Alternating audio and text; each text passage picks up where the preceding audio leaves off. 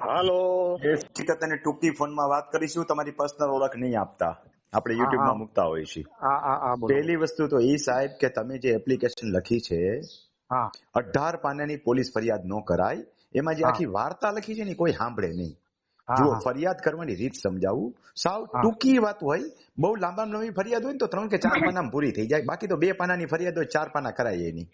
બરાબર. પેલા પ્રસ્તાવના આવે આખી. મિલકત આપણી ટાઇટલ છે, એનું વર્ણન ટૂંકું આવે કે આ મિલકત હું આ રીતે ધારણ કરું છું.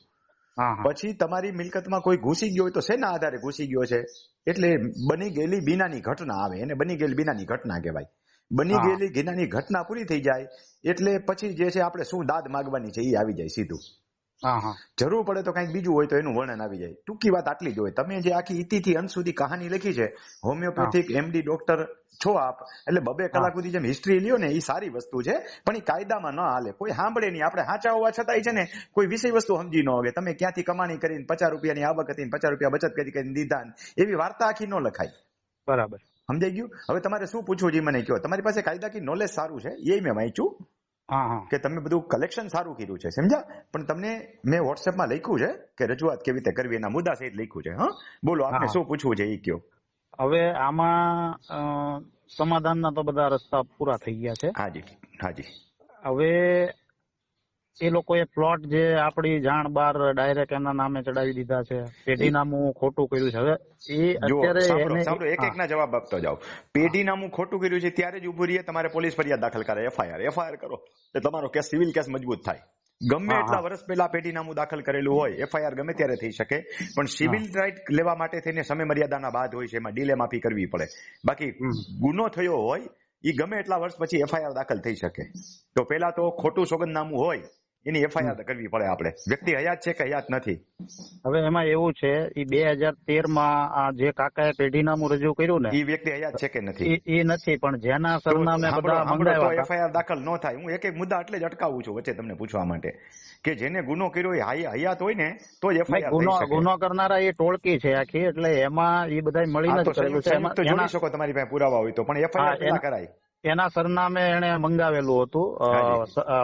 આપણે જે 135 દિનની નોટિસ હોય ને, બીજા તમામ ડિટેલ વાંચી ગયો, 18 પાનાની ફરિયાદ વાંચી ગયો. મને મોઢે યાદ છે કે તમારી હિસ્ટ્રી ક્યાંથી કેવી રીતે થઈ છે, પણ એ મિનિંગલેસ છે. ત્યાર પછી તમે જેટલું લખ્યું છે એ હું વાંચી અત્યારે ગયો જે છું. આમાં ગેમ મેઇન રમે છે ને, વિઠ્ઠલભાઈ રમે છે. એ હયાત છે કે નથી? એ હયાત છે. ઓકે. હવે એ અત્યારે શેના બળ ઉપર રમે છે ખબર છે? કે આની અંદર જે પેઢીનામામાં સાક્ષી હોય ને, એ બધા અમારા કુટુંબના સગા સંબંધીઓ સાક્ષી ફસાય. જો સાક્ષી ફસાય એટલે એને શું છે, કર્યું છે ભલે ગુજરી ગયો, એના ઉપર એફઆઈઆર ન થાય, પણ સાક્ષીમાં સહી કરનાર છે ને એ ફસાય એફઆઈઆર માં. હા, એ ફસાશે, એ વાત બરાબર છે. પણ એનું જે જોર છે એ શું છે કે આ અમારી હારે તો સંબંધ આને બગાડ્યો છે. હવે આ બીજા હારે બગાડે એટલે શું, ઓલા બીજા 5 જે સાક્ષી થયા હોય એ ફસાય એટલે આખા અડધું ગામ આપણે વિરુદ્ધ થઈ જાય. સામાજિક સંબંધમાં સમજો, કાયદાકીય રીતે નહીં. કાયદામાં તો કાયદાકીય એટલે ઈ એને જોર છે કે ભાઈ આ આવું નહીં કરી શકે, એમ બ્લેકમેલિંગ એક જાતનું. સમજો, આપણે પ્રોપર્ટી જોતી હોય તો સંબંધ ગયા તેલ લેવાને નેવા ઉપર મૂકવા પડે. હા, સમજાણું? જેને ખોટું કર્યું છે એ ભોગવે, એની એફઆઈઆર તો દાખલ કરાય. હવે સાહેબ મારો વિચાર આપણને ન્યાય ન મળે. હા, મારો વિચાર સમજો કે અરજી આપીએ તો હવે મારા ઘણા અધિકારી મારા પેશન્ટ છે, એમણે કીધું અરજી આપો એટલે પૂછપરછ માટે બોલાવશે. બરોબર છે. પૂછપરછ માટે બોલાવે અને જવાબ લે, એટલી વારમાં ઢીલા પડી ને આપણને આપણો અધિકાર આપવા તૈયાર થઈ જતા હોય તો આપણે કઈ આગળ વધવું નથી. આજે આપણો અધિકાર આપી દે તો આપણે કઈ, પણ એને શું છે, મારી વિચારધારા આ જ હોય છે કે જ્યાં પતી જાય ત્યાં પૂર્ણ વિરામ કરી દેવાનું. પણ એને એવું છે કે આ એકલો શું કરી લેશે, એમ એના મગજમાં એવું છે. આપણે આપણી પ્રોપર્ટી બચાવવી હોય તો દરેક રીતે પ્રયત્ન ચાલુ કરવા પડે. એટલે પેલો એટલે હું તો કાયદાકીય રીતે જાવ જ છું.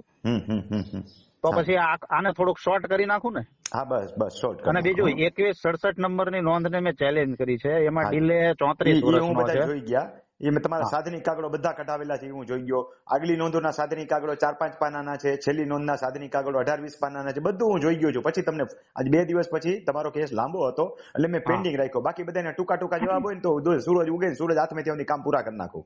હવે 2010માં જે વહેંચણી કરી ને, એમાં 2010 ની નોંધથી ઈ નોંધમાં ખરેખર મારા ફાધરની સહી નથી. એમાં બન્યું હતું એવું કે મારા દાદા ઓફ થઈ ગયા ને, હું 15 વર્ષનો હતો ત્યારે હું સાથે ગયો હતો. સાધનિક કાગળથી તમે સાબિત કેવી રીતે કરશો? હા, એ નથી એટલે જ એ કેસ મેં નો નાખ્યો. ફાધર હયાત છે કે નથી? ફાધર હયાત છે.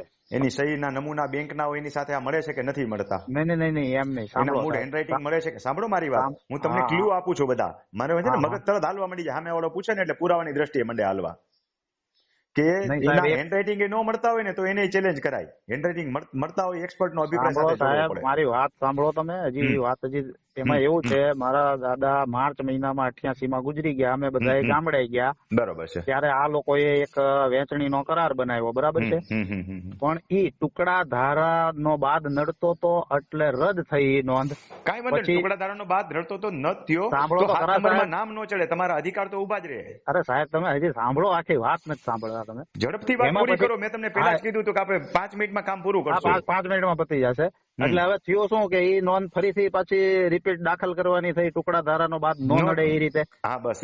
ત્યારે અમે લોકો ઓગસ્ટ મહિનામાં પછી ગયા જ નથી ત્યાં. એટલે અમે 1.5-2 વર્ષ રહીને પાછા ગામડે ગયા હતા. એટલે એ મારા કાકાએ શું કર્યું, હાથે એને નોંધ લખીને અમારી સહી હાથે કરી નાખી. હવે એ સાધનિક કાગળો અપ્રાપ્ય છે.